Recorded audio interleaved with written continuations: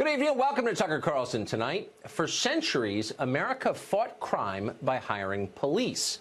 But now Democrats have a new plan: fire the police and redefine lawbreaking as an act of virtue. If there's no enforcement, there's no crime. Well, with shocking speed, it has become normal on the left to demand the abolition of ICE and the 20,000 agents who work there and enforce our immigration laws. Just a few weeks ago, it was only a few activists on the far left who were calling for this.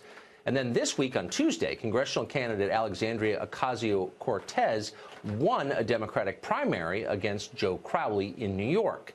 She ran on abolishing ICE. And now, in a flash, ambitious Democrats are scrambling aboard the bandwagon. Last night, for example, Senator and career opportunist Kirsten Gillibrand of New York said that she favors abolishing ICE, the opposite of her opinion from a few years ago.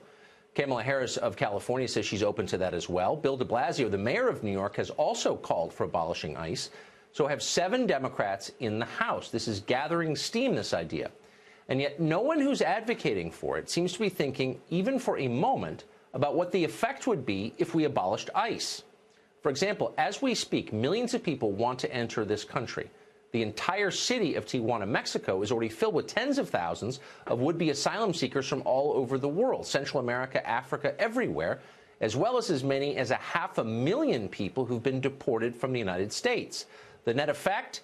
Tijuana is not a pleasant place to live.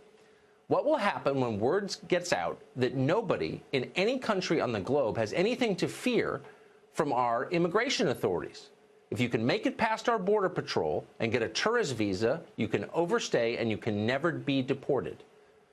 Once people know that, how many people will move here illegally every year? 1 million? 5 million? 10 million? Who knows?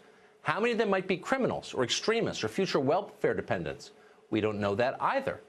We do know it won't be long, if that happens, until dozens of U.S. cities resemble what Tijuana looks like right now. None of these new anti-ICE lawmakers seem to be asking any of these questions. They don't seem to care what the answers might be because they're irrelevant. They know that if we abolish ICE and our borders become irrelevant, they'll get what they want: a new body of voters who can shove aside the troublesome people who are already American citizens.